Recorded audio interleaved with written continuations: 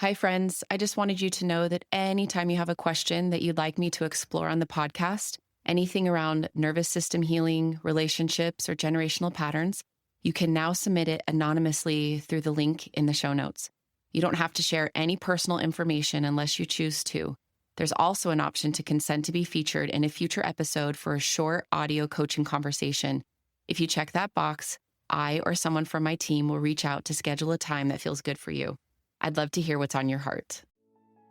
Welcome to the Neuro Air Podcast, the show for cycle breakers, parents, young adults, and helping professionals ready to understand their nervous system through a generational lens, heal what isn't theirs to carry, and consciously choose what comes next. Hi, I'm your host, Leanna Hunt, an associate clinical mental health counselor and certified performance coach.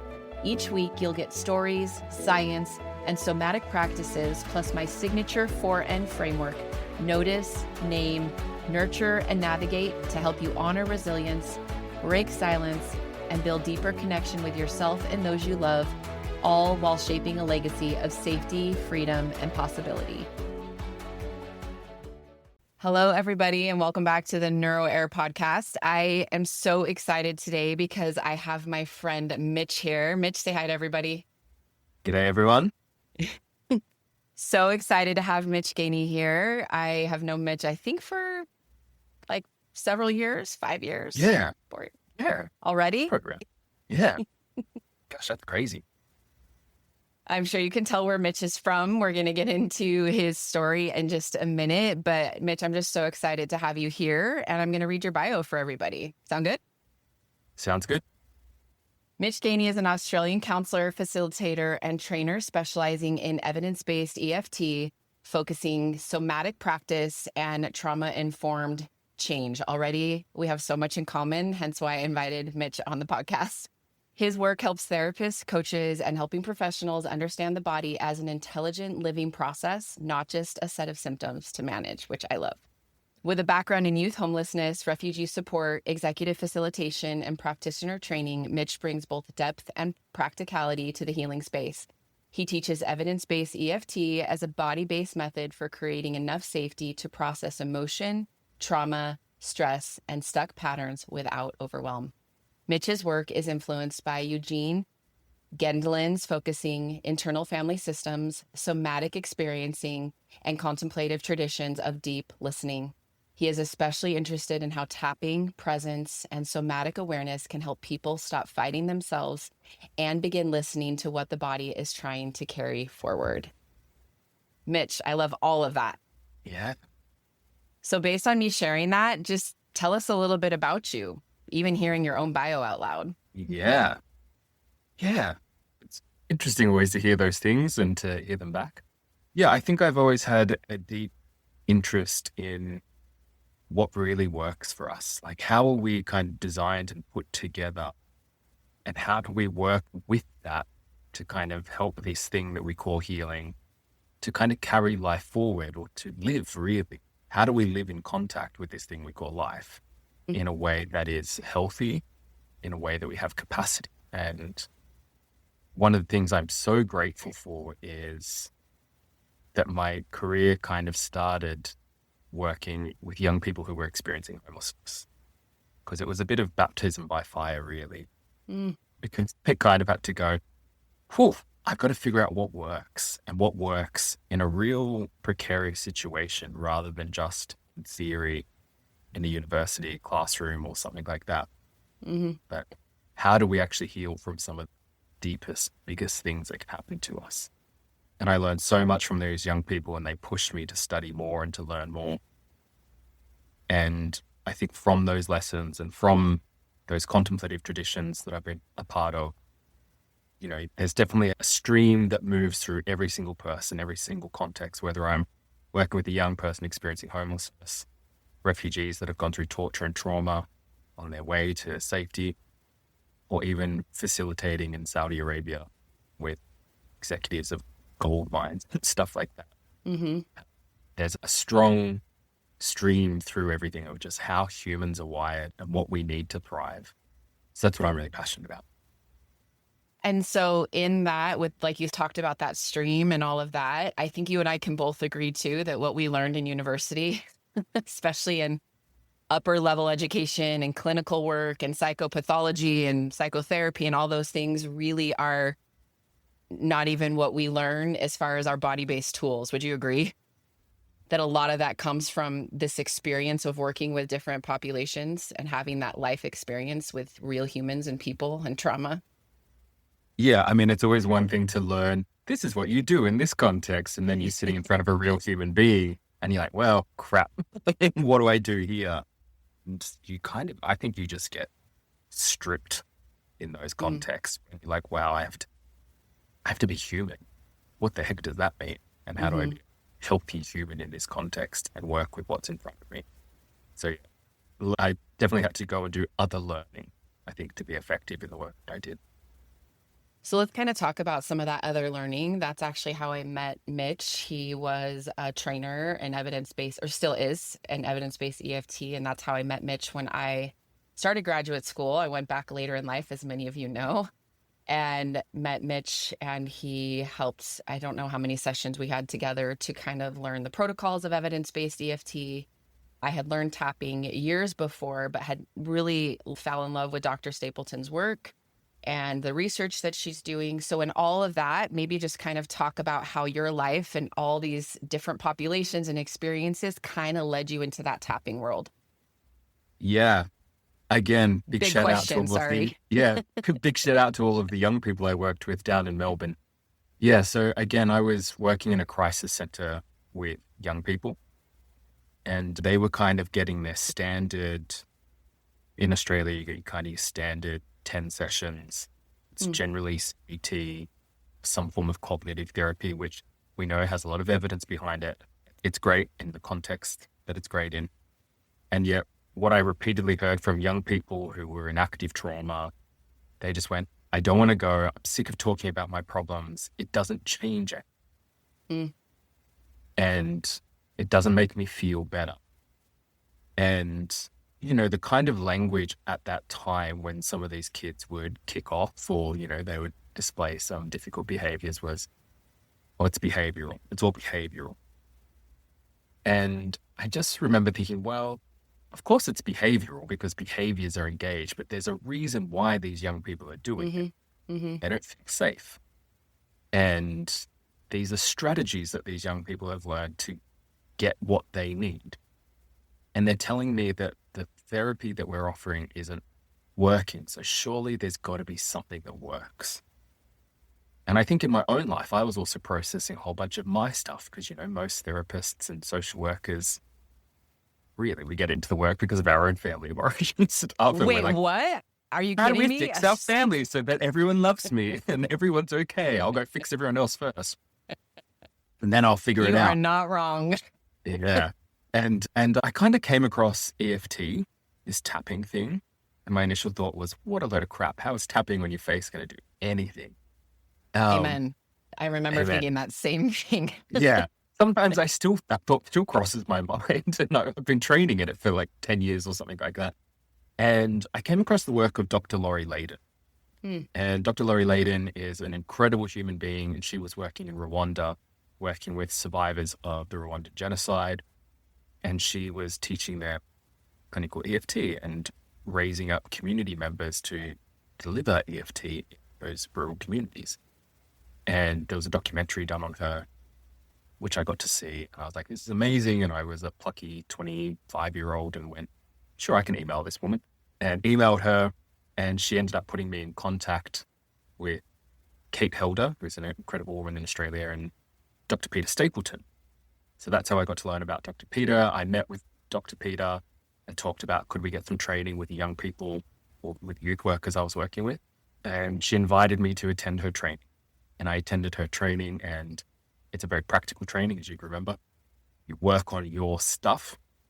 And yeah, I experienced big shifts in lifelong anxiety patterns, even in the 3-day training. And mm. I kind of was blown away at that point, went, okay, I need to get all of this and understand it. And so studied it, got accredited. Dr. Peter ended up asking me to be one of her trainers. And yeah, have worked with different people, worked with Kate Helder and gotten it into different communities there with the refugee people as well, and been training therapists in it for the last, I think, 10 years now as well. And so it's been a big part of my life. That's incredible. And so when we think about tapping, I just actually have started talking briefly about EFT just throughout the episodes. I haven't done a full episode on tapping. So people that are listening, like, why tapping? Maybe even some of the research too, but if they're Googling tapping, and we even said sometimes it feels weird at first, right? And I do hear that. They're like, that's weird. Like, why would I want to tap on my body? So if someone says, why would I want to tap on my face? Or what's the why for you? Yeah, so probably the closest thing that people might associate it with is EMDR. It's not the same, and it works slightly differently from what we can tell, but it's that similar working with the body, working with the brain to help the body reprocess.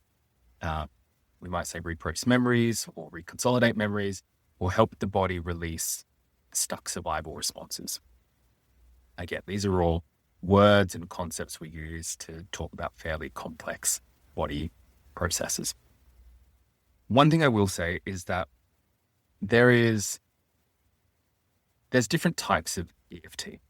And when Leanna and I are talking about EFT, we're very much talking about clinical EFT or evidence-based clinical EFT, which is the version of EFT or tapping that has gone under so many clinical trials.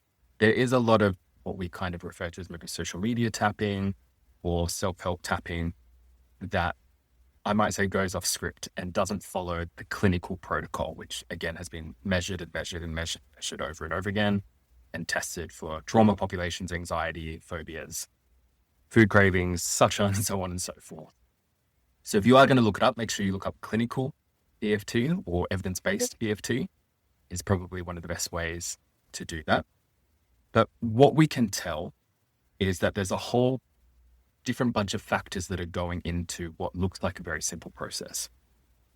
On a really basic level is when you bring up a memory or when you think about a specific memory or issue that happens in your life, there's generally a level of activation that occurs. So the neural pathways that are involved in that memory get activated and you feel some sympathetic nervous system activation. Really bluntly, you feel a bit crap about something, or you feel a bit anxious about something. As you can hold that lightly, it's like any good exposure therapy, you don't dive right into it, come at it slowly from a distance. When we engage in tapping in various points on the body, which come from acupressure points, what we can see on brain scans and what we can see from various studies is that there is a down-regulating system. There is a calming response happens to the nervous system. The amygdala down-regulates, which means the hippocampus can process the memory clearer. The tapping, the way that I think of it mostly, is what the tapping does is it calms the body and the brain long enough that we stop bracing and contracting against a certain fear. It increases our window of tolerance, our window of capacity, so that the body and the brain system can naturally process what got stopped. Because our body isn't actually really designed or evolved to get stuck in trauma. Like our system's made to be able to process and live life. And what happens in trauma is, your listeners would know, we get overwhelmed. It's too much, too fast. And so the body kind of contracts against, and then so it doesn't get to complete its survival response. And with all of that energy in the system, it keeps looping in the brain. And so it then starts to tag all of these different experiences as threats and overlays what is incomplete on our current experience. So when we're tapping and going through this kind of sequence, we assist the body brain to stay present and calm enough that it can begin to reprocess and go, oh, that is done. I'm safe. Now I can update my learnings. And one of the things I love about EFT is that you don't have to reframe your client's experience. You don't have to get them to challenge their thinking or to think of a different way to look at it. Meet them where they're at, go through the tapping process. And as their distress comes down, as their brain begins to metabolize that experience, stuck stress response, see something in their eyes start to shift and they start reframing because their brain is more resourced. It's more in the present moment. It's not stuck where it was. And I think that's absolutely amazing to see. It blows my mind every single time when this stuck that someone's had so much therapy around often just shifts organically from them rather than trying to do the reframe with them. Does that make sense? Totally. Everything you said. And I think the thing I love the most is, especially all my work on the window of tolerance and, like you said, window of capacity, things like tapping really do increase our capacity for connection, for being present, for feeling fulfilled and fulfillment. Because if we are out of our window of tolerance, again, we're in that survival state, and that's not thriving. That's not living a life from presence and connection. That's literally thinking, how do I run from this? How do I run from this? How do I fight this? Or how do I shut my system down completely to try to avoid this? And so as we do things like tapping, and as we shift that in the brain and that down regulating, that actually allows us to be more present in our life. Would you agree? Yeah, very much so. Yeah, I think that's probably one of my favorite ways to think through clinical EFT is that, there's lots of different ways to talk about it. There's different ways that it has been spoken of. I can say how I talk about it, which is that it increases our ability to stay present to what's happening in our system. And each time we do, that window of tolerance or that window of capacity gets bigger and bigger. And it means that we don't have to spend the rest of our life tapping away on things, that actually we learn, I can tolerate this, and it shifts when I stay present in contact with it. And I deeply and completely love and accept whatever's happening in my body, something shifts and changes. And actually my capacity to then meet life grows. So that what would have caused me to contract and shut down or run away before, my brain's learned, I don't have to, I can meet this. I've got the skill and capacity to do this. And so we start to live richer lives, deeper lives, possibly more simple lives, because we're not running and fighting and contracting against things that we don't need to, because our bodies learn, I'm safe and capable. And I think that's a huge gift to give anyone and everyone. Well, a huge gift, because safety is that most important thing, right? Yeah. Yeah. I don't know. Can anything shift if our body actually doesn't feel safe? I don't think so. I think we can do incredible things out of fear. I think if you look at you look at the world, most people are operating out of some level of fear. But I think for the world and the lives that we want, when we can cultivate the ability to feel safe in our bodies, or the ability to be present to what doesn't feel safe in our bodies yet, and help it find safety, then that's when we have access to that more resourced brain or that wisdom, where I like to call it the wise mind. Yeah, we have access to wise mind, which then helps us see things from that broader perspective, helps us take responsibility for, actually, here, I've been terrified, or I've been angry, or I've been in projection, and that's okay. But now what's possible? And I think that's that was one of the really beautiful things Dr. Laurie taught me was, in clinical EFT towards the end of the session, that shift, one of those questions is, so what's possible now? Because it does kind of invite us to go, yeah, when I look at this from wise mind, what's the next step? Yeah, and I feel like that wise part of us is always there, but sometimes it's just really hard to access because the anxious mind can become so big and can feel so urgent and pressing, right? It's not that the wise mind or that part of us, if we look at IFS, it's the core self, right? It's not like that part disappears, but it just becomes harder to access that part of us that I believe is always there. Yeah, when your brain perceives threat, the smartest, possibly wisest thing to do is to run. And then stay physically alive, and then we'll deal with it. So it makes sense. And I think that's the thing with myself and with my clients, and this is what all of these things are given is, our clients don't come to us with problems. They come to us with their current solutions. And really what they're inviting us to do is go, yeah, this makes sense. It makes total sense that your body, brain, mind does this. If this is how it's learned to feel safe or to manage unsafety, And what we want to do is not shame that part, but to give it enough safety and enough resource that it can find another solution that's better for the whole system, better for the whole community, better for you. And I think it's just, I only ever walk away with more compassion for people and the human experience and sessions when you learn what people have gone through and learn how they've managed to survive.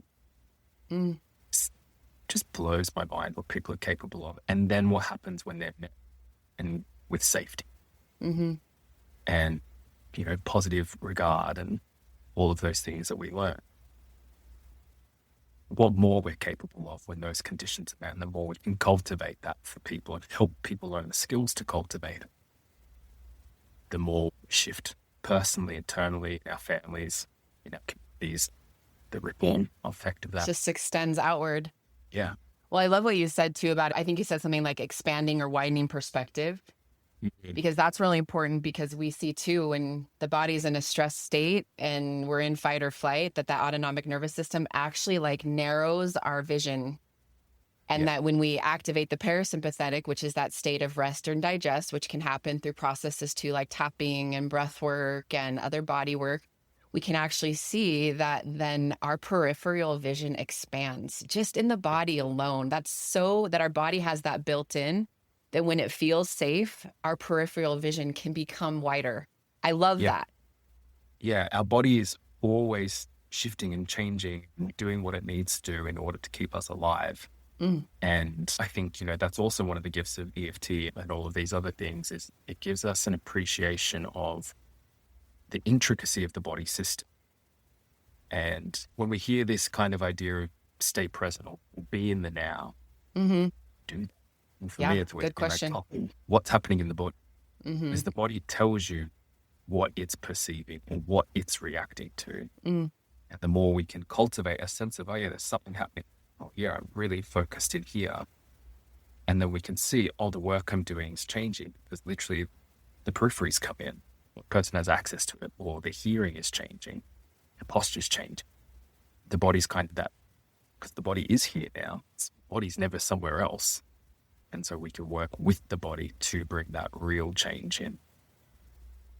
I love that so much, because we talk about a lot in therapy that trauma doesn't have a timestamp, meaning, like you said, the body's here and now, but we know the minds and parts of can go back to any, like you said, looping. It can go back anything with our senses, right? A smell, a sound, something visual can remind us of something that, again, never processed. And the brain can go back at any time and take us into whatever it was. And so do you feel like tapping also allows the brain to be more in the body? Does that make sense?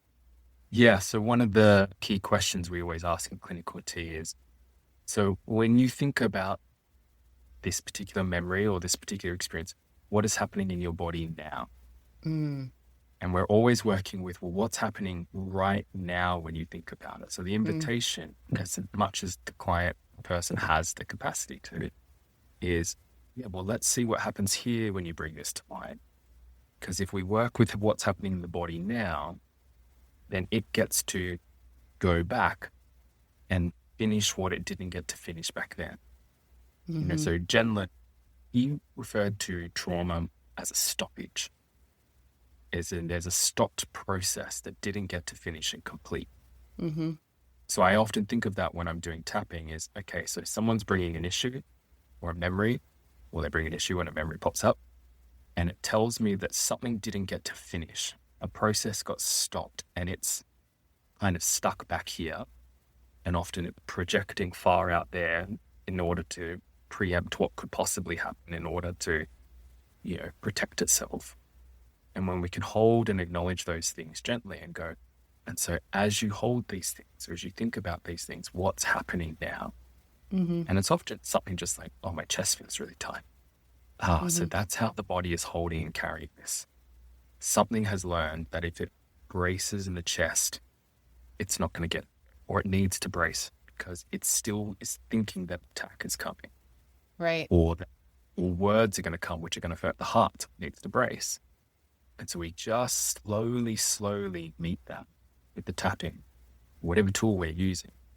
And the body starts to go, hold on a second. Or maybe I don't need to brace as much, and it slowly opens, the breathing changes, and then maybe there's a yawning happening, and you watch in real time the body process and shift. And then, then there's this moment where someone kind of goes, I can't believe, like, I can feel in my body that the issue is different now. And I think that's, again, that's the beauty of this work, is that it's kind of immediately testable. For sure. Again, the real proof is in the pudding when they go back into their real life. Mm. But what this work does, I think, is that it allows things to finish. It allows things to be tended to, that something in us went too much. I've got to put this over here for now. For sure. And then we slowly come to the body, and the body, to use the overused phrase, and I know it's been questioned a lot recently, but the body keeps the score. Yeah. And if we learn to listen to the score it's playing, we kind of go, okay, this is what we need to attend to. I love that. Listen to the score that the body is playing. Yeah. Because the body is talking to us, I believe, all the time. Yeah. And it wants to finish. I believe the body wants to heal, wants to finish the stories, wants to disengage from the looping, wants to complete the cycle, right? And I think sometimes we're so quick to judge and be like, oh, maybe something's wrong with me because I still have this thing. But I truly like to see it that the body does want to. It does want to heal. It does want to repair. It does want healthy connection. It does want to thrive and feel fulfilled. But so many of us have never felt those things for a long time, or maybe our whole lives. Yeah, 100. And I think the other thing for that is I had this thought Sunday, which is that it can often be as scary to feel alive. It's scarier to feel alive. Yeah. Because again, it's often those similar pathways that in order for me to feel joy and excitement, my system has learned that going up here equals a panic attack. Or, if I reach out for connection and I lower my guard, and then that's where the attack comes. For sure. Your system's going to go, no thanks for relationships, or I'm not going to be vulnerable. And then something tender underneath, or another part of us, if we use that language, goes, no, but I really want that relationship, or I really want to be kind to my partner, but I just can't do it. Yeah. Yes, something within you can't do it yet. So let's make a lot of room and space for something that can't, because it's probably got a good reason that it's holding you back. And if meet it and honor it for all the ways that it's protected you, and we can help it tap, is another way we can talk, then it learns to trust our capacity.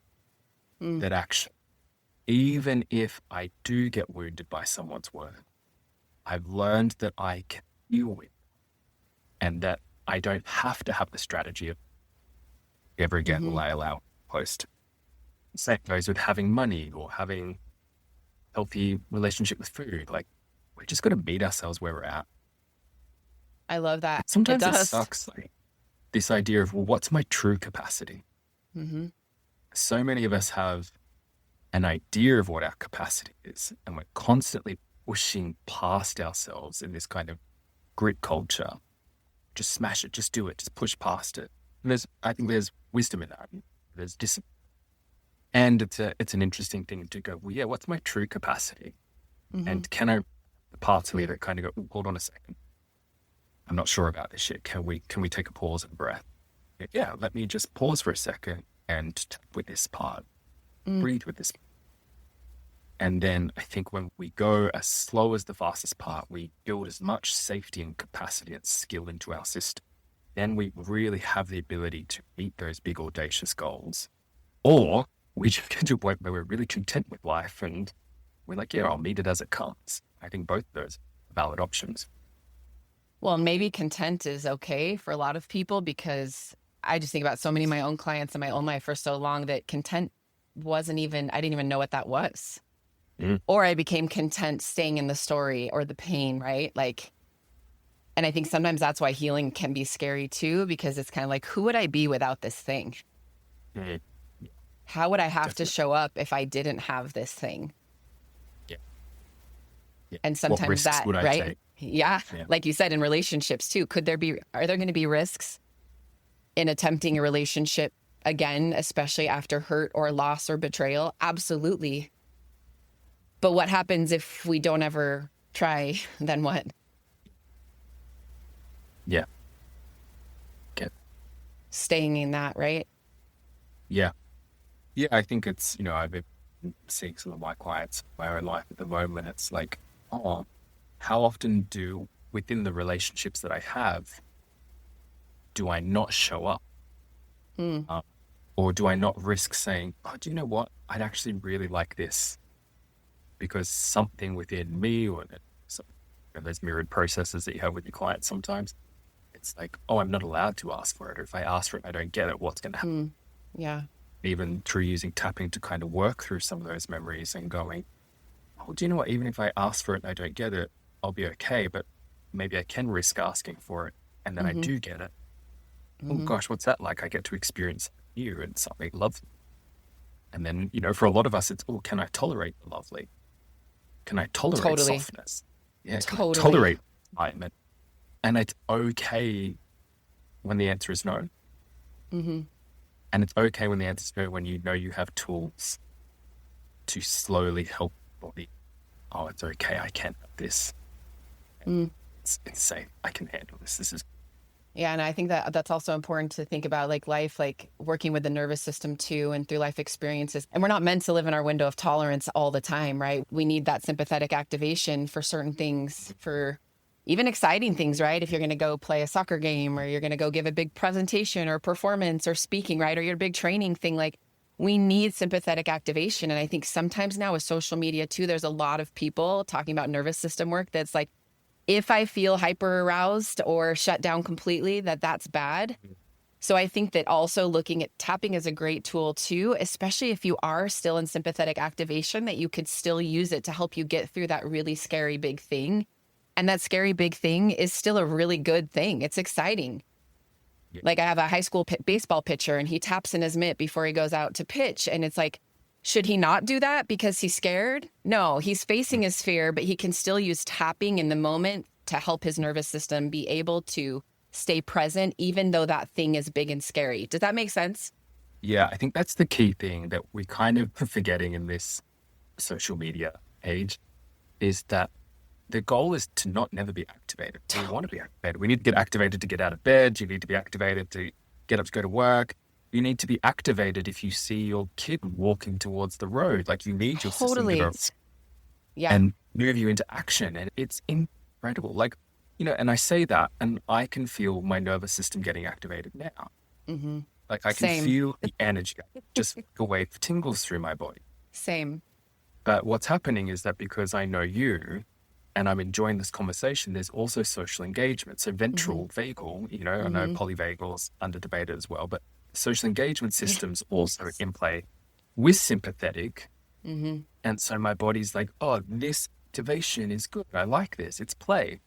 And so you said this thing of, he taps and he stays present.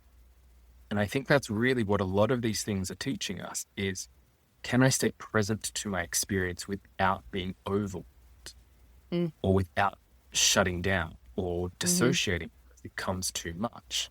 And I think that's where we go, that actually what we want, what I hope I'm doing in my sessions, in personal sessions as well as professional work, is that I'm teaching them to stay present and in contact with their bodily experience, realizing when an experience is getting too much for them so that they can back off and settle the body.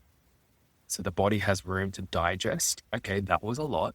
Let me process it. Let me update my learnings.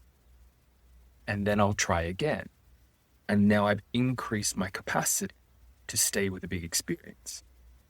And in that means I get to have great love because my body can tolerate it. And because the other side of that is likely, if I'm going to have great love, I've got to have the capacity to experience great grief. Totally. Because at some point that love might change, or that person might leave. Natural causes, or the relationship end, and all kinds. And my heart will break. And do I have the capacity to go, hurts, and yeah, I'm okay. I can do this. Do I have the capacity to be really, really angry? about something and stay in contact with myself so that the anger doesn't flip me over into narrow brain, but I stay in contact with wise brain and I stay in contact with people. Mm-hmm. And I think this is the thing that I'm really thinking through at the moment is we're often talking about a skill issue. It's like, it's a skill to be able to calm yourself down. It's a skill to resource and get into parasympathetic. And it's a skill a lot of us are learning because we've all spent our time up here in sympathetic, disconnected from social engagement. Absolutely. And so, yes, we've got to learn this, but also eventually we've got to learn, how do I handle activation, stay present and skilled in having this amount of energy and information in my system. And again, this is where we kind of go, oh, this is too much for me. I need to cough. And now I can use my calming. Right? Now I'm going to try round 2. How much can I calm this time? That's really, really important. Yeah, no, it really does. And I think that's the other thing I want to kind of bring in as we kind of just wrap up to like thinking about social media, just to be really careful because of all the somatic tools, right? And so many different types of body-based practitioners sharing their skills. I see Mitch's eyes get really big. I'll let him talk on that in a second. But we have to be really careful to look at tools to make sure that we don't feel like that emotions are okay to feel, like you just said, anger. Anger is a very big one when I have clients that come to me for therapy, especially men, feeling so much shame around anger. And we see that because anger, unfortunately, harms people. We know that. Anger is an emotion. It's so big, right? So much sympathetic energy that unfortunately, sometimes that turns into something that's very, very painful, harmful, detrimental to somebody else's life. So I think we have to kind of be careful also how we frame it, but also that feeling anger is not bad. And I think for a lot of my life, I felt that that emotion of anger itself was not okay because I just didn't know what to do with it. I didn't know how to sit with myself in it. I didn't have tools to work through it. So I turned to emotional eating, which is really how I found tapping in the first place before I met Mitch, was my whole journey of how EFT totally changed my relationship with food. But really what I saw was that the food was just a symptom of me not knowing how to be able to handle big emotions or feeling like big emotions were bad. So just kind of as I say that, just like, what would you want to share? A lot of my followers, lots of moms of teenagers, right? They're struggling. We know anxiety is on the rise with teens specifically all over the world. So just what would you say with people just feeling shame for all these big emotions that they don't know what to do with? So much. I think I might point out just one thing you said there about, you had all this anger, you had shame, you didn't know how to deal with it, so you turned to eating. And again, for me, I hear that and I go, what a beautiful strategy. Your body learned how to comfort and soothe itself when it didn't think it was available anywhere else. And then you learned another tool and a tool that helped you deal with the underlying emotions. And now you've got different strategies. And I think that's always the message that I want people to have is that, it sounds so cliche, but there's nothing wrong with you. We are in a world at the moment that is in huge flux, systems changing and shifting rapidly. There's a lot of uncertainty. And, we talk about internal family systems, but we're a part of a system. So there are external reasons why most of the population right now has anxiety through the roof. And so most of us are having an adequate response to what's happening in the world. And acknowledging that, let's find the ways and the tools to settle our systems, to work through those stoppages, to help our body heal from hurt so that the majority of us can access wise mind and compassionate mind. And shame has been a big thing for me. I've had to learn how to have anger in my body because I just dissociated. And then I kicked in. I handle this. I'm glad you said that because that's just the other side too, right? I mean, so much of the anger or not knowing how to feel it, like shutting it down. The system just completely shuts it down because I don't know what to do at all with this. Yeah. And I think there's a lot of things for us to be angry about at the moment. So I guess my message, if I could simplify it, because I could talk for ages, is there is nothing wrong with you. you have the capacity to take responsibility for maybe how some of your strategies have impacted you at other people. And what we can do is use the tools we have to bring compassionate healing to ourselves, to pass those tools on to other people, access wise mind, and start to make more aligned decisions about, well, yeah, how do I actually want to live my life, and what skills do I need to develop in order to do that well in community? Because I think that's the other. It all happens in community. We all need each other to do this well. Totally. I say that all the time. We don't live in isolation. Even when we're alone, we're still living in relationship with ourselves and what we've been through and our parts of us. We're still in relationship all the time. But we do need community. So Mitch, how do people find you? How do they connect with you? I know Mitch lives no longer in Australia. I'll let you tell everybody where you are, but how do they find you? And also you guys can check out Mitch's bio and his website and Instagram all in the show notes as well. Yeah, so I'm now living in London. I still do quite a bit with Australian time zones as well, because it just works. But yeah, if you just find me on mitchgainey.com or Mitch Gainey on Instagram, I'm not the most social media literate, but I do post on there at Substack as well. So, and also check out evidence-based EFT as well, Dr. Peter Stapleton's stuff as well. She's pretty awesome. She's pretty awesome. And I love, you can go to the website and there's research there and stuff. So if you guys are curious, skeptical, I love skeptical people to read some of the research and then try it out. Can people just hire you for an individual session, or tell me like what people can hire you for? And are you available to my US followers and friends? Yeah. So I definitely have some US clients. I do one-to-one sessions. So kind of your more typical therapy sessions. I do somatic mentoring for therapists, where we're really working with what's happening in your body during sessions with your clients, so that therapists or social workers or healers, whatever word you want to use there, we're working together to grow your capacity to hold more on a client level. I offer the evidence-based EFT trainings, so if you want to become a practitioner in that. And I'm also putting together something called Focusing Somatics training. So again, it's this essentially developing qualities of presence and deep inner listening to carry us forward to deepen our work with clients as well. Ooh, I can't wait for all that. That'll be on the website. Sounds amazing. I can't wait. Well, thank you. Thank you so much. If you guys have any questions, please reach out and I'll make sure I get them to Mitch, or you can just send him a message if that's okay with you, Mitch, on Instagram okay. And follow his website. And maybe if I can twist his arm, I can invite him back to do some live tapping. That would be so special and really fun. Yeah, anytime. Okay. Thank you so much for being here, Mitch. It's just been a pleasure. I've loved following you, working with you. Is there anything you want to say in closing to everybody? Just go well in this world, look after yourselves, be kind to one another, and keep listening to the amazing stuff that Leanna's bringing to the table. Thank you. And as I say, just try your best with everything that's happening to find the beauty throughout the week, even when it is hard, even when it feels like some of those days that you just can't go any further, to still see the beauty. So make it a beautiful week, everyone. And thanks so much, Mitch, for coming on the show. Thank you. Bye, guys. Thanks for joining me on the Neuro Air podcast.